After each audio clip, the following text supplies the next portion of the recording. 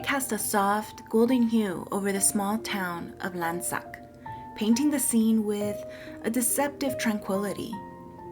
Amid the joyful chatter of children excited for their school trip, the air hummed with an almost palpable excitement.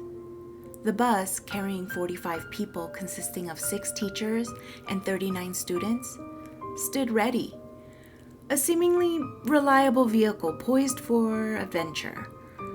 They were traveling from Thani province to Ayutthaya and Nonthaburi provinces, a journey filled with promises of exploration and learning. But behind the cheerful facade of their eager ride, no one could foresee the looming tragedy that would cast a shadow over the town, changing lives forever. On October 1st, 2024, the school bus set off on its journey. It was brimming with students and high hopes. But after about 2 hours on the road, disaster struck. A sudden, devastating fire had broken out. They had reached Vibhavadi Rangsit Road in Kukot, Lamlokha district, Pathum Thani province. It's a northern suburb of Bangkok. The fire spread with terrifying speed, engulfing the bus within minutes. The rapid spread and the presence of compressed natural gas tanks, also known as CNG tanks, made it incredibly difficult for passengers to escape in time. The intense heat and thick smoke hindered rescue efforts, eventually leading to the tragic loss of 23 lives. So what caused the fire in the first place? Well, early reports suggested that there was some sort of tire explosion that sparked the fire, but they weren't able to prove that, and upon investigation, it became evident that the compressed natural gas tanks, or the CNG tanks on the bus, had leaked. When the gas came into contact with a source of ignition, the bus was quickly consumed by flames that grew incredibly strong in a short amount of time.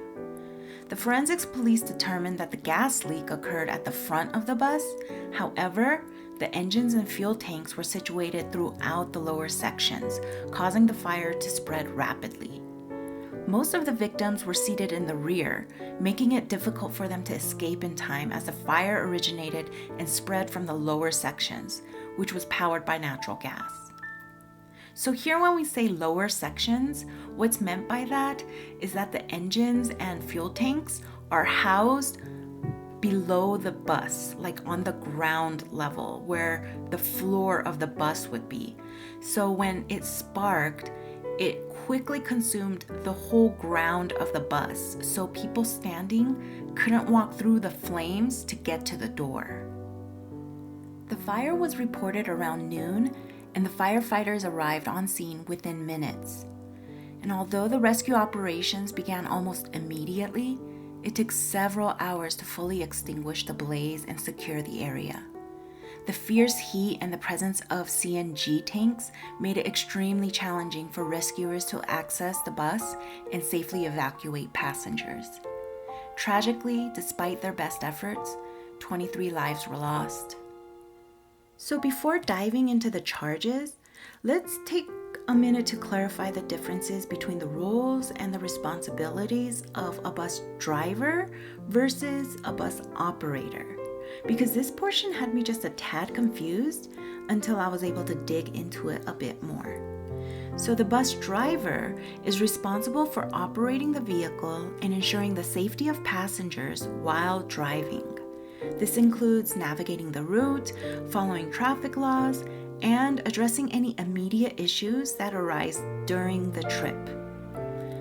So on the flip side, the bus operator, also referred to as the bus company owner or manager, handles the overall maintenance and compliance of the vehicle. This involves ensuring the bus meets safety standards such as proper installation and maintenance of the CNG tanks, and securing necessary permits. On October 2nd, 2024, the driver of the bus, Saman Chanput, turned himself in to the police.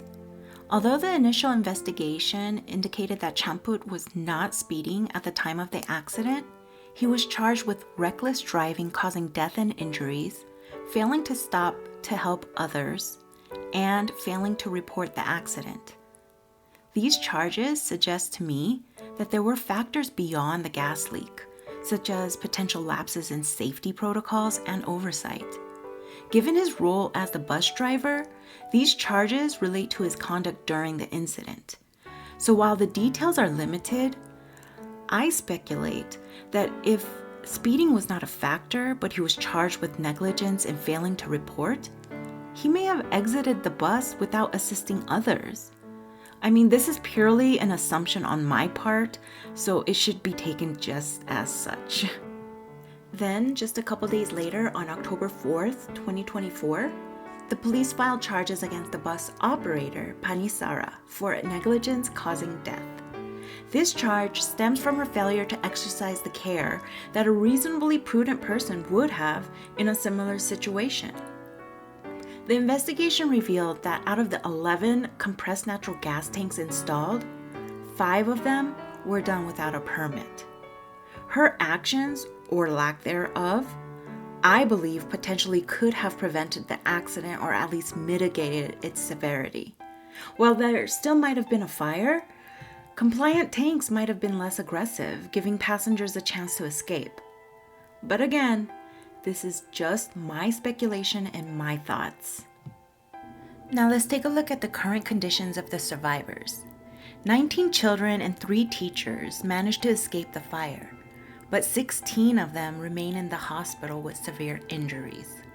Many of them suffered from burns and smoke inhalation, and they are receiving treatment in various hospitals where medical teams are working to stabilize their conditions and provide necessary care to address their injuries. The community has rallied to support the survivors and the families, offering emotional and financial assistance during this difficult time. The incident has raised public concerns about safety standards of school buses and the enforcement of regulations regarding compressed natural gas tanks. And that would wrap up the summary of what I've gathered so far on this case.